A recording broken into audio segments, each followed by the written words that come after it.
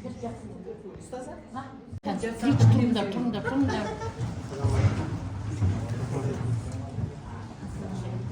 Рашид ұстаз, сіз мына жерге отырыңыз. Ұстаз, бисмилlah, ұстаз, أنت بسمنا عميد كلية أين أنت أستاذ هذا يعني فيش عارفين هناك هذا بنات الآن لا تفضلوا. وتمدر شكرا.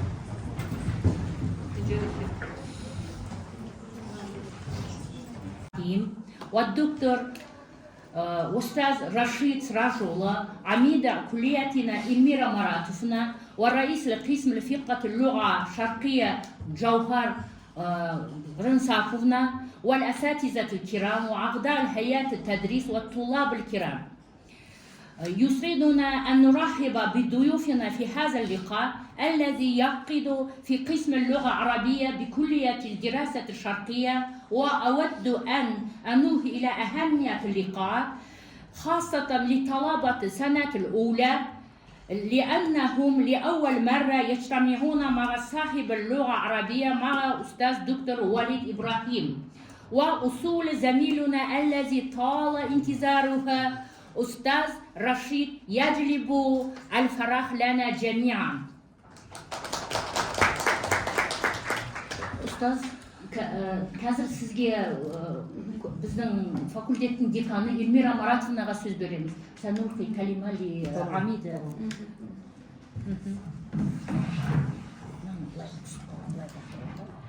Сәлеметсіздер ме, құрметті қонақтар, студенттер және біздің оқытушылар. Бүгін үлкен бір іс-шара өткізіліп жатыр. Лингвист араб халықтарының әдет-ғұрпы мен мәдениет ерекшелігі бойынша лекция оқылады және біздің өзіміздің ұстазымыз Рашид ұстаз келіп, біз сізге өте қуаныштымыз келгеніңізге. Сол себептен бүгінгі іс-шараны ашық деп жариялаймыз. Және айтқым келгені, бұл кісілердің дәрежелері, профессорлықтар өте білесіздер, жаңа айтты, өте үлкен, көп біле бермейсіздер. Мен мысалы білетінім Уалид Ибрахим деген мырза, ол кісі деген өзінің жаңағы мемлекетінде президенттің жанындағы үлкен бір институтта редактор болған, мысалы өз ісінің маманы, керемет маманы, және Каир университетінің профессоры, тағы да көп жерде жұмыс істеген үлкен тәжірибесі бар. Оның ішіне араб секциясы, оның ішінде Шолпан ұстазы сіздерге сондай үлкен тұлғаларды алып келіп, осы бүгін бұл кісілер сіздермен өзінің білім тәлімдерімен бөліседі. Сол үшін біз өте қуаныштымыз сіздер келгендеріңізге. Біздің жаңағы араб бөлімдегі студенттер өте мәдениетті, білімді, жақсы жетістіктер көрсетеді әртүрлі республикалық болсын, сол конкурстарда дегендей. Оның бәрі сол біздің ұстаздардың арқасында. Сол үшін орысша айтады ғой, бұл кісілердің жаңағы білімдерін нужно впитывать шынымен-ақ. Соны одан кейін өміріңізде ол сіздерге өте сондай керек болады. Мысалы, біз өзіміз әлемге шейін жақсы, сондай керемет ғалымдарды, оқытушыларды кездескенде өмірімізде оларды көп ұмытпаймыз. Себебі олардың идеялары әлемге шейін біздің де ойымызда, сол идеяны біз ары қарай жалғастырамыз. Сол үшін сіздерге сәттілік, құрметті қонақтарымызға жаңағы қош келдіңіз деп айтамыз. Рахмет. الآن اسمحوا لنا أن نقدم لضيوفنا باختصار تاريخ القسم اللغة العربية. وفي Египеттік доктор профессор, ол араб тілі мен әдебиеті кафедрасында өнер факультеті, Каир университетінің профессоры. қазір Мысыр Ислам мәдениеті университеті Нурбара тілдер және гуманитарлық ғылымдар факультетінің деканының міндетін атқарып отыр. Жалпы мамандығы тіл білімінде істейді. Және бұл кісі философия ғылымдарының докторы. Бұл араб тілі кафедрасы лингвистика мамандығы бойынша бірінші дәрежелі үздік дипломмен бітірген, және диссертация қорғаған. Диссертация тақырыбы қазіргі стандартты араб тіліндегі қарыз алу механизмдері мен материалдық өркениеттің қарыз сөздерінде зерттелуі болып жатыр. Және осы Каир университетінде магистратураны бітірген. Магистратураның тақырыбы да Назлет Ас-Симандағы лингвистикалық трансформация туралы, және сол жерде бакалаврда бітірген 1999 жылы. Және Каирдағы Британ университетінің 2 жылдық араб тілінің TOEFL-ын бітірген. Оны өте жақсы деген бағамен бітірген, сондықтан ағылшын тілін жақсы біледі, және орыс тілінде де жақсы сөйлейді. Және бұл кісі 2012 жылдан бастап, қазір айтып отырмын, 2012, 13, 14 жылда ана тілінде сөйлемейтіндер үшін, яғни лиғайр натиқана биха деген, соларға арналған араб тілі мұғалімдеріне арналған оқыту семинарында оқытушы болып та істеген. 15 жылы жоғарғы мәдениет кеңесінде лингвистикалық семинарлардың үйлестіруші және директоры болды. Және мынау профессор доктор Махмуд Фахми Хиджазиға арналған симпозиумды үйлестірген және басқарған деп атаймыз. Және бұл кісінің басты жұмысының бірі 2018 жылдарда Египет Республика президентінің басқару қасында жұмыс істеген. Сол жерде редактор болған және лингвистикалық шолушы болып өздерінің үкімет басындағы президенті қасында жұмыс істеген кісі. 22 жылдар Мысыр Ислам университетінде, яғни мынау біздің Алматыдағы Мысыр Ислам университетінде 22 жылдан бері істеп келе жатыр. Көп деген ғылыми еңбектері бар. Ол еңбектердің атын атай берейін ба? 19 ғасырда қабылданған сөздер, семантикалық және лексикалық даму деген еңбектер. أولا أعبر عن سعادتي الكبيرة جدا بوجودي في هذه الجامعة العريقة، وأبلغ تحيات معالي الرئيس رئيس جامعة نور مبارك الأستاذ الدكتور محمد الشحات الجندي. هو بلغني أو كلفني شخصيا بإبلاغكم تحياته، وأشكره شكرا جزيلا لأنه وافق على مشاركتي في هذا اليوم في جامعة أبلاي خان العريقة للعلاقات الدولية. وكم من الوقت؟ كما تشاء. أشكر سيدة العميدة ودكتورة شربان ودكتور رشيد. أنا أتعبته كثيرا جدا في الطريق وأخرته أو أخرته، لكن دعونا نبدأ بسرعة في موضوع المحاضرة.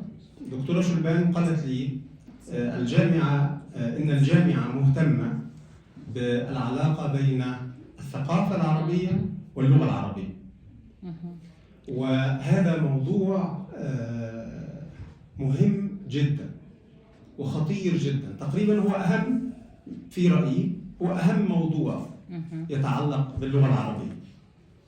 إذا كانت الثقافة هي أهم ما يمكن أن نلتفت إليه في أي أمة وأي لغة وأي مكان في العالم، الثقافة أولا. يعني الثقافة أكبر من الدين واللغة والتاريخ والطبيعة والجغرافيا. الثقافة تشمل كل هذا. لذلك أنا في الحقيقة تعبت جدا في إعداد المحاضرة، وأنا مهتم يعني كثيرا جدا بعلاقة الثقافة باللغة، في العربية طبعا وفي أي لغة درستها، الإنجليزية، الروسية، الألمانية، العبرية. دائما مفتاح، نعرف مفتاح أي لغة الثقافة. ألا سيترجم خلينا تفضل. نبدأ بالتحية دكتور محمد. بسم الله الرحمن الرحيم. Алдымен сіздерді Нұр университетінің ректоры Мұхаммед Шахаттың атынан сәлемдемесін жеткіземін. және осы жерге қатысып отырған факультет деканы, кафедра меңгерушілері және басқа да ұстаздарга өзімді осындай лекция оқуға шақырған рахметімді айтамын. Қазір біздің осы кешімізге байланысты мынау бір техникалық бір кемшілік орын алып жатса болса, оның алдын ала кешірім сұраймын. Сіздерге бұл лекцияны дайындау барысында мен көп ойландым. Шолпан апайдың айтуына қарағанда бұл университет осы тілді мәдениет оқуға аса көңіл бөледі дегеннен кейін сіздерге өте маңызды тақырып. Осы тіл мен мәдениеттің қарым-қатынас, тіл мен мәдениеттің күресі деген тақырыпты сөйлегім келді. Жалпы ол мәдениет деген тілден де тарихтан да кең ауқымды нәрсе. Кез келген тілді үйрену үшін алдымен ол тілдің мәдениетін білу керек. Мен өзім білетін, үйренген ағылшын, орыс, иврит және неміс тілдері барлықтарында да ең алғашқы осы мәдениетіне көңіл бөлдім.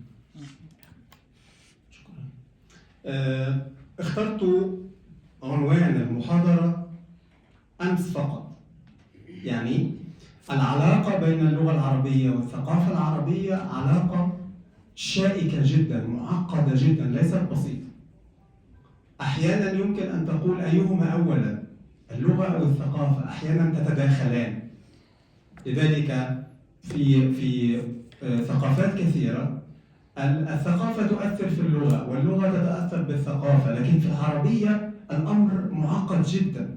لذلك حتى أمس اخترت هذا العنوان: جدل اللغة والثقافة من الشفاهية إلى الكتابية.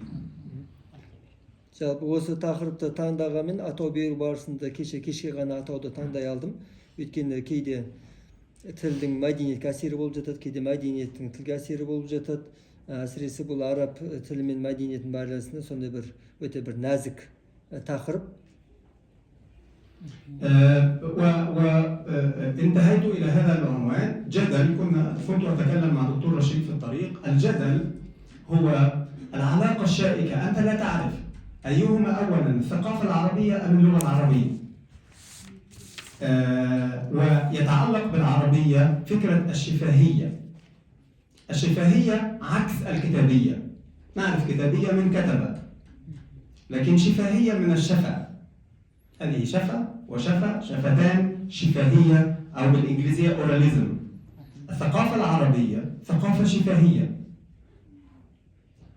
أظن الثقافة القزاقية أيضا بدأت شفاهية. كل الثقافات في العالم بدأت شفاهية ثم اتجهت نحو الكتابية. Тіл мен мәдениет арасындағы мен жадал деген тақырыпты таңдадым дейді. Жадал деген енді біздің тілде бірнеше түрде аудармасы болады. Ол пікір талас, күрес, немесе дискурс деген мағынада қолданылады. Осы араб тілі мен мәдениет арасында күрестен тақырыптанған ол ауызекі тілден жазба тілге дейінгі өткен жолы туралы айтқым келеді. Кез келген халықта да, арабтарда да ол алдыменен мәдениеті ауызша басталынған, кейін барып ол жазбаша хатқа түсірілген. Қателеспесем, ол сіздердің қазақ тілінде де, қазақ мәдениетінде солай болса керек. ندخل في مفهوم الثقافة. أظن كلنا نعرف مفهوم اللغة، لكن مفهوم الثقافة يعني هناك مئات التعريفات للثقافة، ممكن آلاف التعريفات للثقافة. هناك معنى ضيق للثقافة، لكن هنا في هذا العنوان الجدل بين اللغة والثقافة نحن نتحدث عن المعنى العام الأوسع لكلمة ثقافة. لذلك ستجدون في المحاضرة تعريفا قديما جدا لإدوارد تايلور. يعني هذا التعريف منذ 150 سنة. إدوارد تايلور عرف الثقافة بأنها ذلك الكل المركب. هذا هو التعريف، تعريف إدوارد تايلور، هذا منذ 150 سنة تقريبا في كتابه الثقافة البدائية.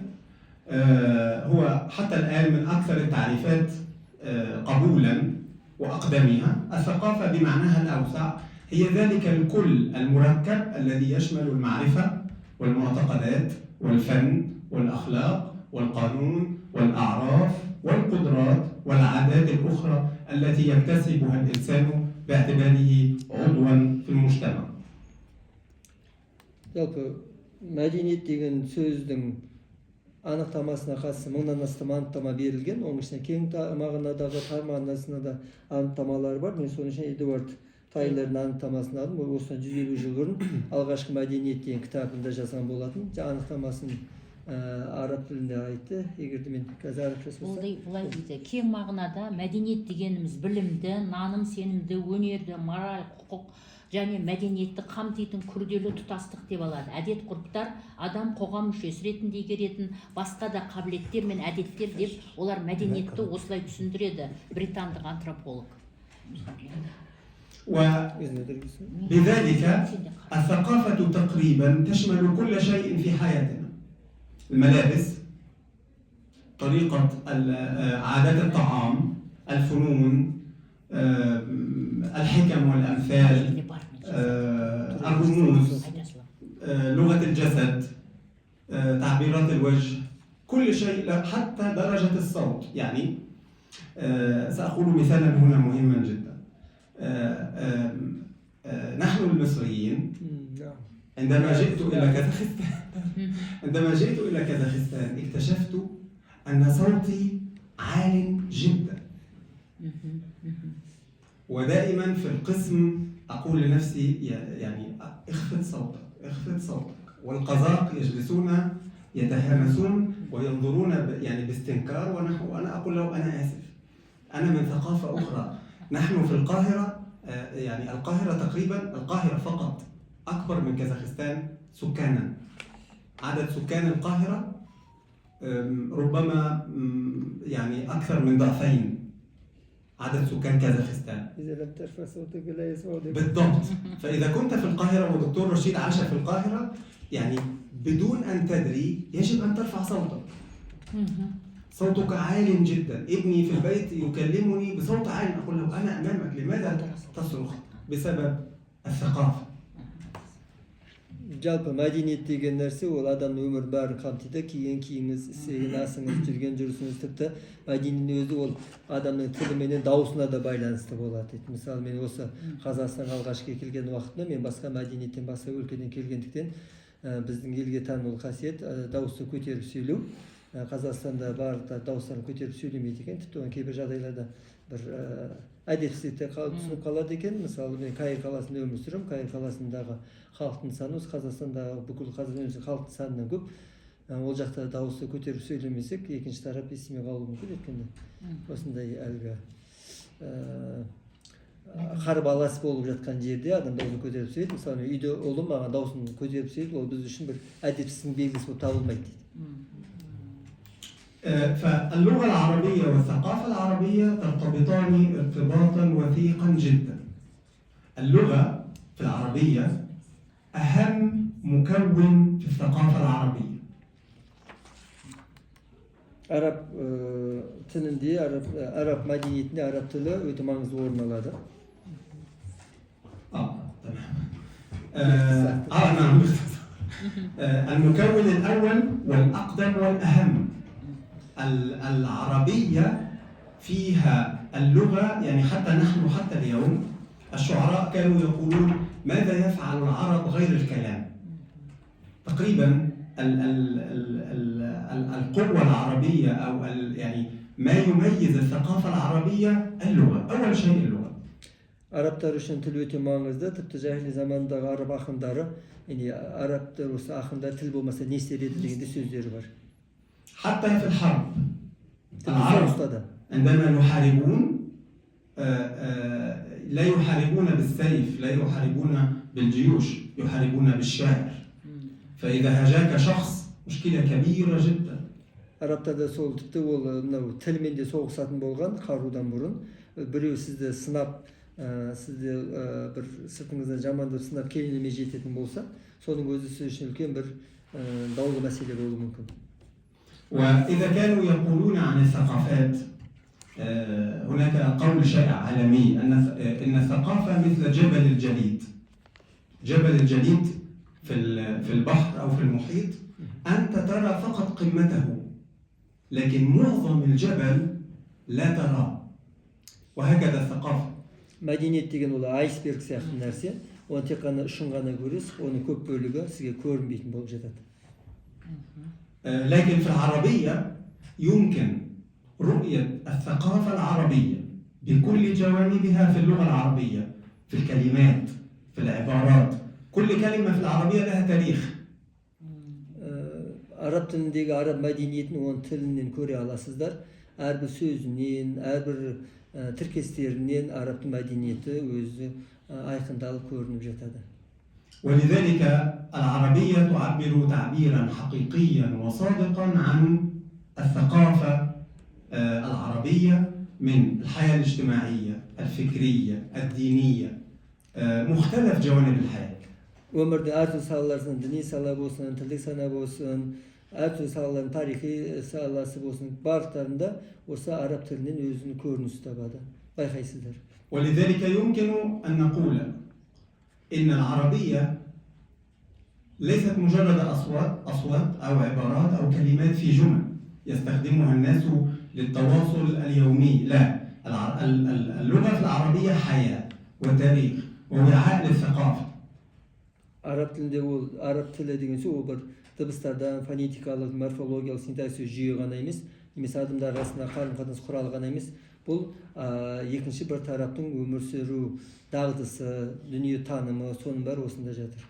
وهذا ليس كلاما إنشائيا ولا مبالغة من شخص ابن للغة. لا، أنا أنتقد كثيرا جدا العربية والثقافة وكل شيء، لكن كما سنرى في هذه المحاضرة كيف أسهمت الثقافة العربية بجميع مكوناتها في تطور اللغة العربية، وكيف كانت سببا مباشرا في إدخال العديد من المفردات الجديدة إلى اللغة العربية. Arap medeniyeti sonunda tilmen karım-katnası ayıktadığınızda men ona sol осы tilde söyleyen adam retinde gana emes, hakiki bir zerttөө negizinde aytып oturman. Arap medeniyeti sol Arap tilinde көп әсерінің себебінен тіпті Arap tilinde жаңа bir ұғымды, жаңа bir түсінікті, жаңа bir сөздерді кіргізіп отырған. وندخل في مكونات الثقافة العربية. Şimdi Arap medeniyetinin kuraytın bölşeklerге toxtalsak. مكونات الثقافة العربية كثيرة جدا مثل كل الثقافات. Başka medeniyetler siyatı onun da kuramdası bölükleri öte köp. لكن أنا اخترت 8 مكونات 8'ini tanıdap aldım. هي الأهم في الثقافة العربية في رأيي. Benim oyumuşa olumlular. وهي أمامكم الآن. 1 الشفاهية. Şafahiye ile ağız yıkıtı. الشفاهية يعني لا توجد كتابة. 2 الفنون. Yani ikinci önerler. Her türlü öner. 3 البيئة الطبيعية. Tabii korşağın orta. يعني الصحراء التي عاش فيها العرب. Araplar katı olan Sahara katı, şölge katı engin olur. و4 العادات والتقاليد. Adet cennet korup. 5 الحكم والأمثال. Danalık sözler mine nakıl sözler, makal matildir. 6 المعتقدات. Nanım senimdir. 7 التعبيرات الاصطلاحية. Turakta frazalı izindir. 8 الآداب. Önce edebiyat. نبدأ بالشفاهية. Birincisi olsa ağız yıkıtıldı söyledim. الشفاهية كما قلت أقدم وأهم مكونات الثقافة العربية، وأكثر ما يميز الثقافة العربية ويؤثر في تاريخها وتطورها حتى اليوم. Ауызша сөйлеу дейді араб мәдениетінің ең көне және маңызды құрамдас бөлігі дейді, және оны ерекшелендіретін және оның тарихы мен бүгінгі күнге дейінгі дамуына әсер ететін нәрсе. وبسبب الشفاهية صار للكلمة عند العرب قوة القانون وتأثير المقدس. Бұл араб арасында сөздің заң күші мен қасиетті ықпалы бар дейді, ауызша сөз болғандықтан, және ол жерде кейін айта береді. مثال ففعل الخلق إنما أمره إذا أراد أن يقول شيئا أن يقول كن فيكون. فعل الخلق في الثقافة العربية فقط حرفان الكاف والنون كن. Жаратылысы әрекеті бірден бол деген сөзмен ғана болады дейді, және онда жаңағы иман да, күпірлік, неке бәрі осы, барлық нәрселердің бәрі осы нәрселермен жасалады. الإيمان بكلمة، الكفر بكلمة، الزواج بكلمة، الطلاق بكلمة، العهد بكلمة، كل شيء بكلمة. Иә, барлықтары арабтарда бір-ақ сөзбен бітеді. Жаңа ғана айтып шықтым, ол иман да, күпірлік те, неке, талақ, оның бәрі бір-ақ сөзбен бітеді дейді. عيسى ابن مريم كلمة الله.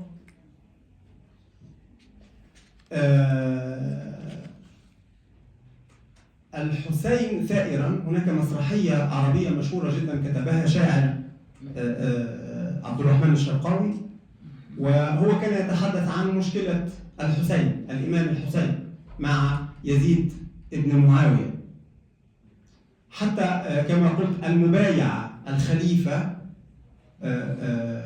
أرادوا من الحسين أن يبايع يزيد ابن معاوية، والوليد بن عبد الملك يحاول أن يقنع الحسين، يقول له إنما هي كلمة، قل له كلمة واحدة وينتهي كل شيء. فقال له الحسين قال له في المسرحية على لسان عبد الرحمن الشرقاوي، وهذا حدث، شرف الرجل في كلمة. Абдурахман Шархауидің арабтың драматургының бір қойылым көрінісі бар. Сол қойылым көрінісі Хусейн ибн Али мен Язид ибн Муавия арасындағы болған текетіреске көрсеткен. Сонда Язид бір ғана сөзді айтсаң болды, арадан проблема аяқталады деген уақытта ол кісі адамның сөзі оның абыройы деп айтады. قال له أتدري ما الكلمة؟ هل تعرف ما الكلمة؟ الكلمة نور وبعض الكلمات قبور. кейбір сөздер нұр болса, екінші сөздер ол бізде қабір дейді. وقال قصيدة كبيرة جدا سوف أرسلها إليك دكتورة شربان. يعني ұзақ бір өлең дастанды жазады, айтады сол жерде. درس في ما معنى الكلمة. هذا انعكاس للشفاهية، كيف أن كل شيء مهم في ثقافة العرب يتم بكلمة. الطلاق في مصر حتى العام الماضي كان شفاهيا. الرئيس عبد الفتاح السيسي أراد أن يفعل مثل كل الدول قانون أن مثلما الزواج بورق وعقود يكون الطلاق بورق وعقود. شيخ الأزهر رفض، وفي مؤتمر عام ويقول له الرئيس من فضلك يجب أن نعمل قانون نوثق الزواج، يقول لا. Yani бұл жерде сөздің ауыз екі тілге қатысты айтып жатыр. Осы қазіргі уақытқа дейін мысалға Мысырда талаққа қатысты, талақ ауыз екі тілмен бітеді. Талақ деген сөзді айтылуыменен арада неке үзіледі дейді. Абдул-Фаттах Сисидің ұсынысымен олар қазіргіде неке келісімшартқа отырып, оны жазбаша бекітілген секілді. Талақты да осы жазбаша бекітуді ұсынды, бірақ Ал-Асқардың шейхі бұл ұсынысты قبل تستعد. وطبعا تعرفون الطلاق الشفاهي يعني الرجل يقول للمرأة أنت طالق. هذه الكلمة لها قوة الطلاق. يعني осы бір талақ деген сөздің қаншалықты күші бар екенін байқап тұрсыздар. Ауызша сөйлесе де. Ауызша айта салады. Жазба қатқа түспеген сөз, ауызша айтылған сөздің артында қандай салдары бар екенін біліп тұрсыздар. Ажыраса салады. طلق десе ажыраса салады. ولذلك الشفاهية كانت أساس حياة العرب. ولا يكاد أحد يلجأ إلى الكتابة. العرب كانوا يلجؤون إلى الكتابة في الأمور الكبيرة جدا، في التجارة، في الاتفاقيات بين الحروب، يعني حرب بين قبيلتين، صلح مثل صلح الحديبية نكتب، لكن لا يكتبون إلا في هذه الأشياء. أهم شيء هنا في موضوع الكتابة من يضطر إلى الكتابة، يعني أنا إذا كنت أريد أن أكتب شيئا لأنني أخشى من نسيانه أتوارى، أختبئ، وإذا رآني أحد أكتب، هذا عند العرب يقول تكتب؟ كيف تكتب؟ وهو يقول من فضلك أستر علي، لا تقل لأحد، لا تخبر أحدا أنني كتبت. لماذا؟ لأن الكتابة هنا تعني ضعف الذاكرة، والذاكرة عند العرب أهم شيء. العرب عندهم الخطب والقصائد، الشعر، المعلقات، ثم بعد ذلك القرآن الكريم كان في صدور الرجال، لم يكتب إلا متأخرا، ثم رواية الحديث الذي وصل إلينا بالرواية الشفاهية بعد أكثر من 200 سنة دون. أين كان؟ كان في عقول الرجال. Арабта жалпы өмірлерінде өте маңызды нәрсені ғана хатқа түсіретін болған. Маңыздылығы төмен нәрселерді ауызеге келісіп шешіп кете беретін болған. Халықаралық бір қатынастарда екі тайпа арасындағы үлкен бір дауды орын алып жатқан кезде ғана арада келісімдерді хатқа түсіріп отыратын болған. Мысалы Худайбия кезінде секілді. Сонымен қатар бұл енді айтып жатқан мәселесі сол исламға дейінгі жахилиет заманындағы арабтың дүниетанымы туралы айтып жатыр. Ол кездерде арабтарда жазу білген адамдың ақылы кем, есте сақтау қабілеті төмен деп есептелінетіндіктен біреудің жазған екінші бір адам көріп қойылмаса, сен сонда оқыған естіген нәрсеңді есте сақтайтындай деңгейдегі есте сақтау қабілетің нашар ма, сен сонда білім нелге сонда бір зеректі емес төмен адамсың ба деп айтатын болғанда, соны бір екінші адам көріп қалатын болса, мені хат танитынды екінші бір адамға айтып қойма деп өтініш білдіретін болған. وإذا دخلنا في الشفاهية أكثر، أين نجد الشفاهية في اللغة العربية؟ الشفاهية تظهر في كل جزء في اللغة العربية. مثلا واحد، أهم شيء في اللغة العربية الجذر. عندنا الجذر مكتوب أمامكم، الجذر والاشتقاق والأوزان. Араб тіліндегі осы ауызекі сөйлеудің қай жерде көрініс табатын дейтін келетінімізде, ол кез келген тілдік мәселе көрініс табады. Соның ең алғашқысы осы сөздің түбірі. معظم اللغات في العالم المعجم أو القاموس يرتب ترتيبا ألفبائيا A B C D L. العربية لا، العربية لا يرتب، معظم الأعاجم لا ترتب القاموس ألفبائيا، لأن الترتيب الألفبائي أو الأبجدي هذا كتابي، إنما العربية ترتب حسب الجذر. Соның біріншісі, мысалы сөздіктерге келетін болсақ, әлемдегі көптеген тілдерде сөздіктер ол әліпбилік ретпен реттеліп жазылады. А, Б, С, Д деген секілді. Араб тіліндегі көпшілік негізгі сөздіктердің барлығы ол түбір негізінде жазылады. Ауызекі содан негізі алынып отырып. فإذا أردت أن تبحث عن كلمة عربية في القاموس مثل معلم، وهي في القزاقية أنا عارف، أو مدرسة، لا تبحث في الميم، في معلم تبحث في العين لأنه أول حروف الجذر، وفي مدرسة تبحث في الدال، دال راء سين وعين لام ميم. Мысалы ретінде мұғалім немесе мұдарис деген сөздерді іздейтін болсаңыздар, осыда келген бірінші мим әрпін іздемейсіздер, оның сөздің түбірі алимада немесе дараса деген түбірден іздеп табасыздар. الجذر في العربية له معنى. Арабтың түбірдің өзінің бір мағынасы болады. لا يوجد جذر بدون معنى. Мағынасыз түбір болмайды. والجذر ليس كلمة، الجذر أصوات، عين لام ميم دال راء سين. Yani осы айтқан енді әрбір жеке осы бір да, ра, са деп алатын осы түбір ретінде алатын болсақ, онда жеке өзінің бір мағынасы болмайды. وبمناسبة الكلام عن الجذر والحروف المنفصلة، أنا كلغوي أرى دائما أربط بين هذا الأمر وبين الحروف في بدايات السور في القرآن، ألف لام ميم كاف هاء عين صاد. Осы жекелеген әріптерді, түбірдегі жекелеген әріптерді алып қарайтын болсақ, мен өзім лингвист ғалым ретінде бұны осы Құранның басында келетін хуруф мұқаттаға деп аталынатын ясин, алиф, лам, мим деген сияқты әріптерменен байланыстырамын. لا أقول إن هذه الحروف حروف جذر، لكن أقول لأن الثقافة العربية الشفاهية تعرف هذا النوع من التواصل. إذا كان القرآن بأي لغة أخرى لن يبدأ بهذه الحروف المقطعة. Бұл енді осы араб мәдениетіне тән нәрсе болса керек, өйткені мен осы әріптердің бәрін мұқатта деп есептеп айтып отырған жоқ, бірақ осы араб мәдениетінің сол жерде бір көрініс табатынын, Құранда көрініс табатынын айтып тұрмын. Егер де Құран басқа бір тілде түскен болса, онда осындай хуруф мұқаттаға сөйлеу бастарына мүмкін келмес демеді дейді.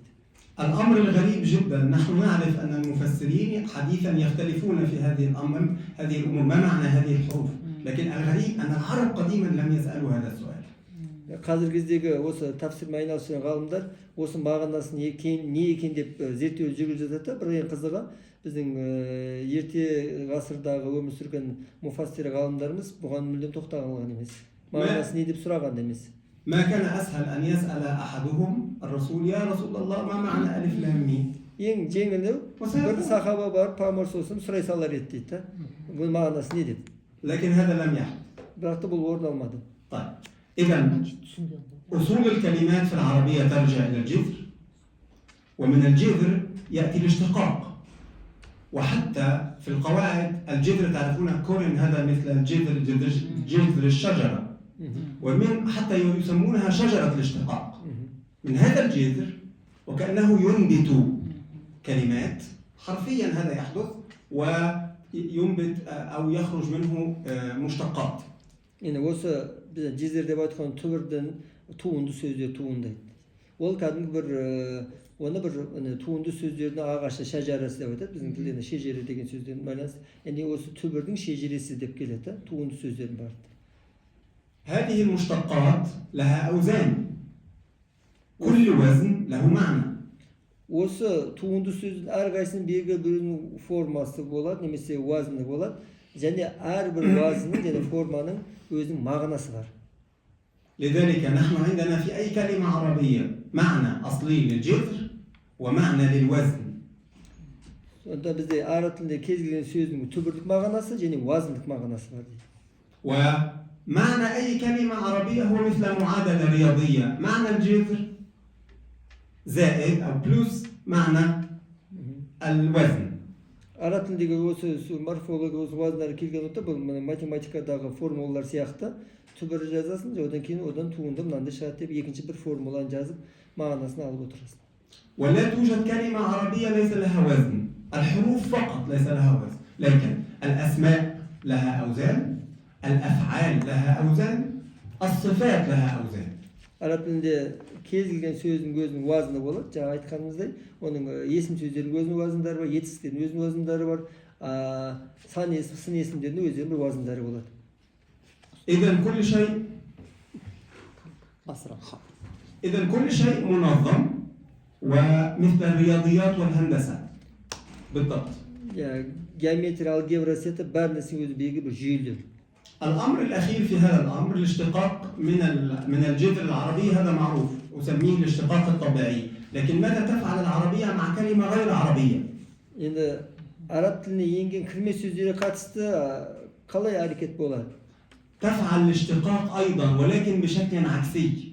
العربية تشتق من الجذر إلى الاسم، لكن الاشتقاق مع الكلمات الأجنبية من الاسم ونحاول أن نعمل منه جذر في العربية.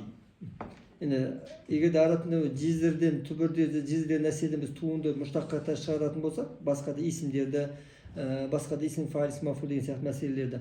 Егер кірме сөздерге келетін болса, осы кірме сөздің өзін біз есім болып тұрса да, оны жезір қылып аламыз дағы, түбір қылып алып, осыдан туынды сөздер жасаймыз дейді.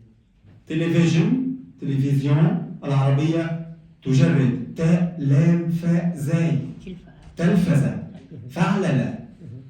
Mesela televizor деген сөз, енді әлемдегі бүкіл қолданатын сөз, телфаз деген сөзден осыдан етістік жасап алады, оны тәлфаза деп, телевизор көруден тәлфаза деп айтып жүр. ويصبح عندنا كلمة عربية تلفزة تلفاز. Осы айтқанда енді тәлфаза дегеннен осыдан ары қарата туынды сөздер жасай береді. بعد ذلك ننظر في الضمائر العربية. لا يوجد ضمير في العربية يشبه ضميرا آخر. يعني في الإنجليزية you ممكن تكون أنت، أنت، أنتما، بنتان، رجال، لكن العربية لا، هناك أنت وأنت وأنتما وأنتم وأنتن. نفس الأمر الأفعال، أوزان الأفعال، تصريفات الأفعال مع الضمائر. متكلم أنا، نحن، مخاطب أنت، أنت، أنتم، أنتما، غائب هو، هي، هما. هذا لماذا؟ هذا لأن الثقافة شفهية. لذلك أنا أريد أن أقول كل المعلومات في كلمة واحدة. عندما أقول كتبت أو كتبت هذه كلمة، لكن معلومات كثيرة جدا. كتبت واحد مفرد، مخاطب، رجل، مفرد، مذكر، في الماضي، كلمات كثيرة جدا. لذلك بسبب هذا الأمر في العربية لا يوجد ضمير مثل الآخر. شكل الفعل مع كل ضمير يتغير، شكل الفعل في الماضي والمضارع والأمر يتغير. Arap tilindегі осындай бір ауызекі тілдің араб тіліне әсерінің бір байқалатын нәрсесі, ол мысалы есімдіктерге келгенде байқаймыз. Есімдіктерге қатысты әртүрлі есімдіктер болады. Есімдіктің етістігімен екеуі бірімен қосылған уақытта әрқайсысы мағына өзгеріп кетеді. Тек қана мен сен ол ғана емес, ол жердегі осы та ту туй деген дамир өрттер әрқайсысының өзінің жеке бір тағы да қосымша мағыналар беріп отырады. Ол бірінші жақта білдіріп тұратын болса, кейде ол ертегіндегі аталық тектегі тұрған немесе аналық текте тұрғандың, көп шетте тұрған, жеке шетте тұрған, екіліктерде тұрған осының барлықтарында осы бір сөз арқылы біз беріп отырамыз дейді. Yani bir есімдік арқылы. نستمر بسرعة لأن الفكرة وضحت. نفس الأمر في الصرف. ليس عندكم في القزقية هذا الأمر وفي لغات أخرى. عندنا تعريف وتنكير، المعرفة معنا والنكرة معنا. عندنا تذكير وتأنيث، مذكر ومؤنث. عندنا مفرد ومثنى وجمع، والمثنى مذكر ومؤنث. كل هذا نفس الفكرة، فكرة المعلومات كلها في الأصوات. Yani sonunda Arap tilinin sarf bilimi, yani morfologiya қатысты. Bunda sol ideya, sol bir ой, bir logika, bir taным, bir түсінік, олардың ауызекі тілдің әсер етуіне байланысты. Енді білесіздер, Arap тілінде ол филектив тілдер әртүрлі іште бір өзгерістерге ұшырап кетіп отырады. التذكير والتأنيث في العربية ليس فقط رجل وامرأة أو مذكر، ليس معلم ومعلمة، أستاذ وأستاذة. لا، نحن نستخدم التعريف والتنكير في العربية لإعطاء معاني أخرى. جامع، مسجد، جامع وجامعة. يعني جامعة مؤنث جامع، لكن ليس نفس المعنى. هذا شيء وهذا شيء آخر. نفس الأمر شاحن للهاتف وشاحنة. مكتب ومكتبة. Arap тіліндегі осы музаккар муаннас мәселесіне тоқталып жатыр. Аталық те аналық деп атаймыз қазақ тілінде. Ол тек қана бір тегінде байланысты ер немесе оны әйелде бөлген қатысы мәселе емес. Бұл жерде одан да тереңге жатқан мағына болады. Мысалы ретінде келтірген екі-үш мысалдар келтіріп, мысалы жамиа дейтін сөз ол мешіттегі мағына білдіретін болса, жамиа деген сөз ол университеттегі мағына білдіреді. Шахин деген сөз ол бір нәрсені жүктеу мағына білсе, шахин дейтін әлгі грузовик. Иә, жүк көлігі деген мағынаны білдіреді.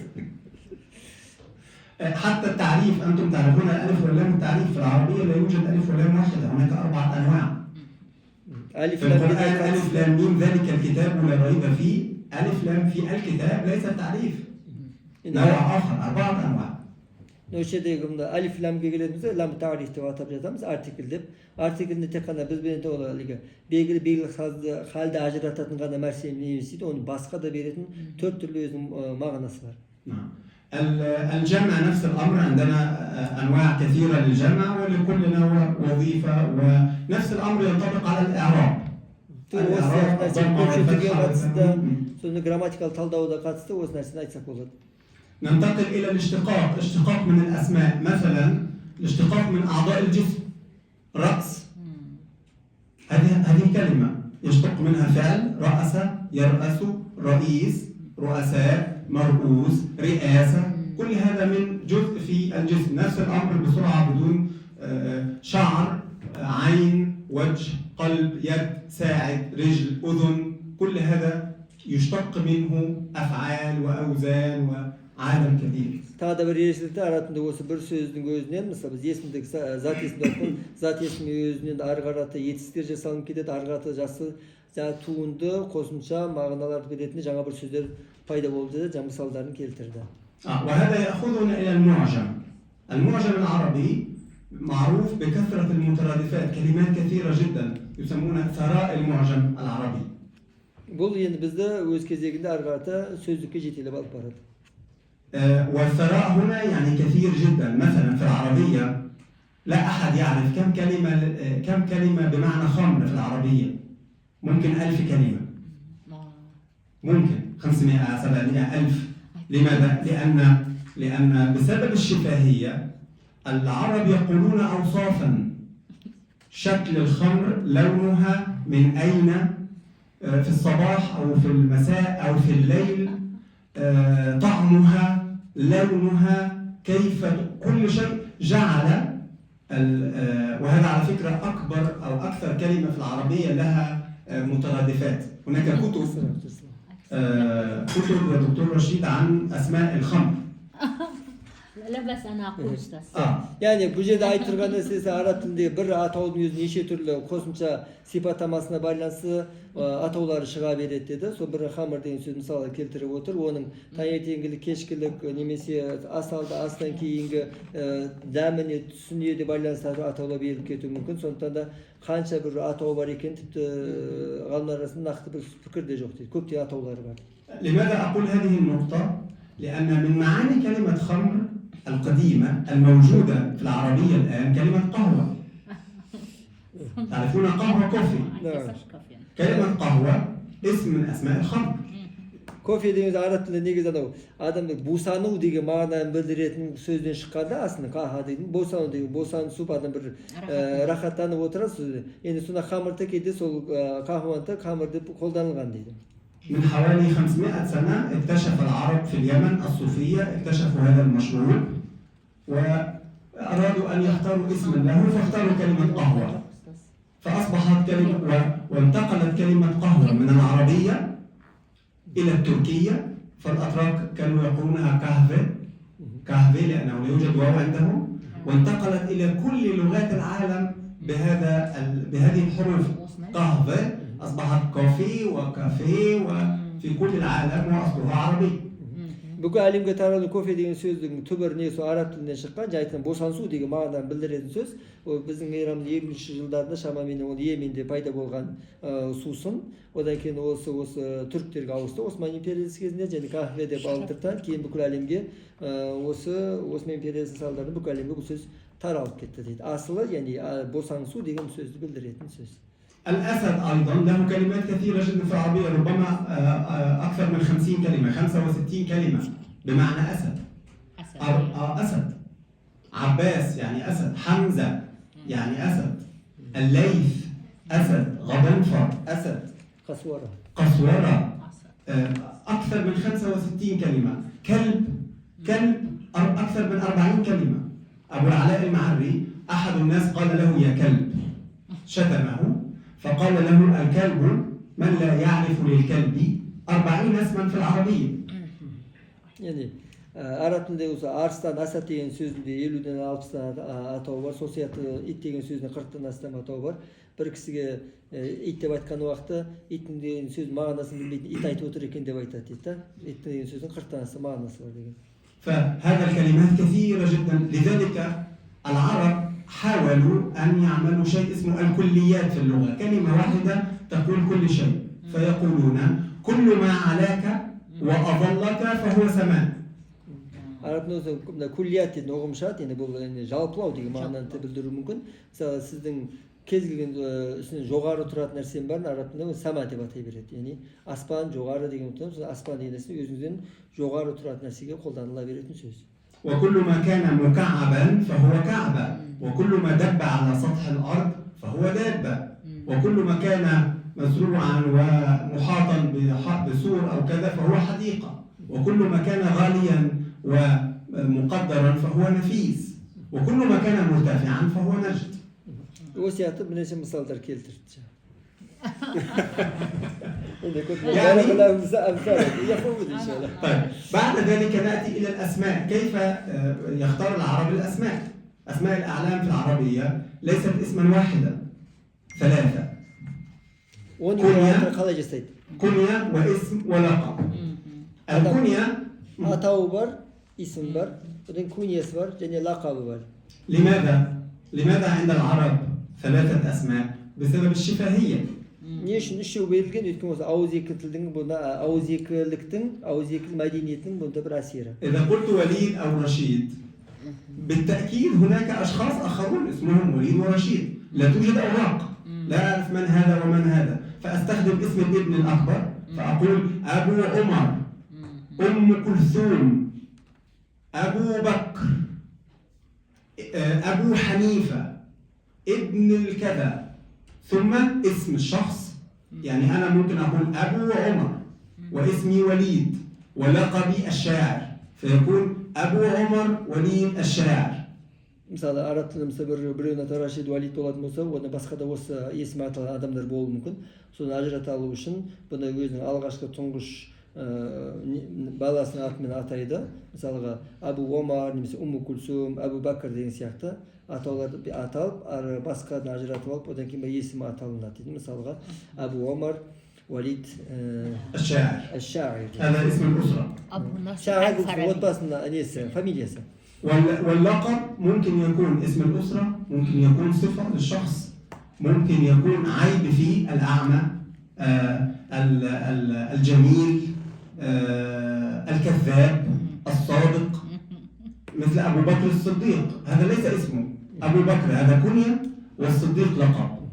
Кейде ол лақап деген беріледі, біздің лақабат деп қазақта атап жатады, яғни оның белгілі бір сипатына, істеген іс-әрекетіне, немесе бойындағы бір артық кемшіліктеріне байланысты, немесе тұрған жеріне байланысты оған лақап та беріліп жатады. Абу Бакр Сиддиқ деген ота, Сиддиқ деген ол кісінің іс-әрекетіне байланысты берілген лақап болатын. وشيء أمني في هذا الجماعات المتطرفة في مصر مثل آيسيس وهكذا لا يسمون الشخص باسمه، يستخدمون الكنية. لا يقول اسم، يقول أبو عمر، أبو محمد، أبو كذا. وطبعا الأمن والشرطة تبحث من هو أبو عمر، لا يوجد، لا نعرف. Кейбір Мысырда тыйым салынған осы бір радикалды ағымдар осы әдісті қолданады дағыны, бір-бірінің атауын өзі мынау құжатта жазылып тұрған аттарымен, сосын әртүрлі лақаптарменен, әртүрлі күнялармен атайды, қағазбен іздеген уақытта оны таппай қалады. Бұл да осы ауызекі мәдениеттің бір көрінісі. حديثا لا يوجد كنية واسم ولقب، لكن يوجد اسم ثلاثي أيضا نفس الفكرة، اسم الشخص، اسم الأب، اسم الجد. في الأوراق الرسمية أنا وليد إبراهيم حسن. Қазір уақытта осыны атын қағазға түсіріп жазу барысында өзінің әкесінен атасының атын жазып қояды дейді. Біздегі секілді. آخر شيء في الشفاهية هو الكتابة. الكتابة في العربية ارتبطت بالقرآن، يعني أول ما كتب القرآن، وكما كنت أقول في سورة البقرة ألف لام ميم ذلك الكتاب لا ريب فيه، لم يسأل عربي واحد ما هو ذلك الكتاب، لأنه لا يوجد كتب. هذا أول كتاب، العهد. ذلك الكتاب لم تعرف وما من يوتي له الكتاب الكريم. أهل الكتاب ليس الكتاب فقط. المهم ذلك الكتاب مفهوم من الناس. осы ауызекі тілдің ауызекі мәдениеттің тағы бір соңғы құрамдас бөлігі ол жазу болып табылады. Арабтарда өзіңіз білесіздер, жазу кейіннен пайда болды, ол Құранмен байланысты. Сондықтан Құран кәрім алиф лам мим заликал китабу деп айтқанда, әлгі кітап деген уақытта енді оған дейін осындай жинақталған кітап болмағандықтан, оны Құран кәрім екендігін олар түсінді дейді. ونفس الأمر البيت الحرام، وانعكاس ذلك في الكتابة العربية. الكتابة العربية أول ما بدأت لم تكن لا هناك نقاط ولا هناك حركات، بدون فتحة وكسرة وضمة وبدون نقاط. Алғашқы араб жазуын өздеріңіз білесіздер, ешқандай да харакаттарда қойылмады, және ешқандай да әлгі әріпті екінші бір дыбыстан ажырататын нүктелерде, әріп үсті, әріп асты нүктелерде болған емес. يعني كلمة بيت بدون نقاط، مثلها مثل كلمة بنت، مثلها مثل كلمة نبت، مثلها مثل كلمة ثبت. وأنت تعرف العربي يقرأ من السياق. Сондықтан да арабтарда мысалы бәйт деген сөз бен бинт деген және нәбат деген сөздердің жазылуында ешқандай айырмашылық болмаған. Арабтар бұны ажырату үшін сол контекстке байланысты қай сөздің сол жерде қолданып тұрғанын білген. العربي لم يحتاج إلى النقاط، لكن من احتاج إلى النقاط الأجانب. فبدأ العرب يضعون الحركات أولا ليس النقاط. العربي لا يحتاج للنقاط، وضع الحركات أولا لأن الحركات تؤثر على المعنى. فهناك فرق بين الله والله والله، المعنى يتغير. ثم بعد ذلك وضعوا النقاط للأجانب. Yani Araplar өздері осы харакаттар мен нүктелерге мұқтаж болмаған, бұл мұқтаж көбінесе араб тілінен шет елдіктер болды.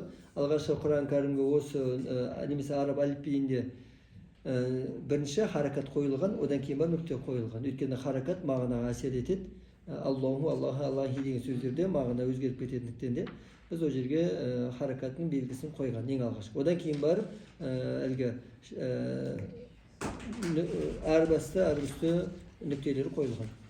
بعد ذلك ننتقل إلى الفنون، والفنون أيضا مرتبطة بالشفاهية، هي مكون في الثقافة العربية، ولكن تأثرا بالشفاهية العرب ليس عندهم فنون بصرية. كل الفنون العربية فنون قولية بالكلام، مثل الخطابة والشعر، وأخيرا بعد الإسلام الخط، لأنهم اضطروا يكتبون القرآن. Arap tilinde ең алғашқы осы мәдениетіне байланысты нәрселердің бірі осы өнерге байланысты, онда да сөзбенен болған. Әлгі ақындық өнері болсын, жыршылық өнері болсын, оларды кезінде айтыс болған айтыс өнері болсын, оның барлықтары неменен сөзбенен болған. Жазбаша түрде ислам келгеннен кейін ғана ол кірді. Жазу, хат дейтін өнер бар, араб тілінде көркем жазу деп айтып жатамыз. Бұл кейіннен пайда болған мәдениет. قبل الإسلام كانت الفنون قولية، الخطابة والشعر. وفي الخطابة والشعر هناك السجع والجناس، وهناك الوزن والقافية. بسبب الشفاهية يجب أن يكون موجودا. ثم Yani Arap tillerinde байланысты осы өнерінде араб тілінде хатаба деген және шиар деген болған, yani поэзиямен бірге үндеу тастау немесе жолдау сияқты нәрселері болған. Бұның барлықтарында да адам сақтау үшін сөздің соңында да сөз өлеңдердегі сөз ұйқастығына да мән беріп отырған. بعد الإسلام بدأ الخط العربي، والخط العربي نفس الفكرة، الكلمة مقدسة ومهمة، والخط أيضا العربي تحول إلى فن وأنواع ومعارض. İslam келуімен араб жазбасы пайда болды. Араб жазбасы болғаннан кейін ол жазбаның, жазудың өзін бұл бір өнерге айналдырды. وهناك كلام كثير عن سمات الخط العربي، لكن سنمر عليه بسرعة. تفضل. استضافون بعض الأشياء بعد ذلك سيسأل عندنا وقت قليل. تمام. يعني أنا أختم دقيقة واحدة. تمام. بعد الخط العربي بسرعة جدا، الوقت يمر بسرعة. نرى بسرعة. Arap жазуы, Arap каллиграфиясы деп аталынады. Бұл өз үлкен бір өнер. Негізі оны кәдімгідей мамандық ретінде үйренеді қазіргі кезде. الجغرافيا أو البيئة الطبيعية كيف أثرت في العربية؟ في كل العبارات الاصطلاحية العربية سنجد كلمات من الطبيعة العربية مثل علم وصعب وسهل، والهلال في التقويم، وفي التاريخ كلمات كثيرة تأثرت بالتاريخ. ثم الألوان في الثقافة العربية بسبب الطبيعة، الألوان قليلة جدا. الحيوانات وأسماء الحيوانات التي عرفها العرب موجودة. ثم العادات والتقاليد مثل القذاق، حسن الضيافة والكرم والشجاعة والفروسية. أحاول أن أنتهي. Арабтың қоршаған ортасында белгілі бір тілдеріне де әсері болған. Өткен орталарына байланысты, мысалы арабтарда әртүрлі түрлерді, түстерді анықтайтын сөздер аздау болып келеді. Өйткені түсірген ортасында сахаралы жерде өмір сүргендіктен де оларда осы түстерді бейнелейтін сөздер аз болып келеді. Бұдан басқа да көптеген мысалдар келтіруге болатын еді. Уақыттың қысқалығына байланысты. شكرا جزيلا أستاذ، جزاك الله خير. شكرا لك أستاذ. بعد إن شاء الله طلاب سيسأل من بعض الأسئلة. الآن كسر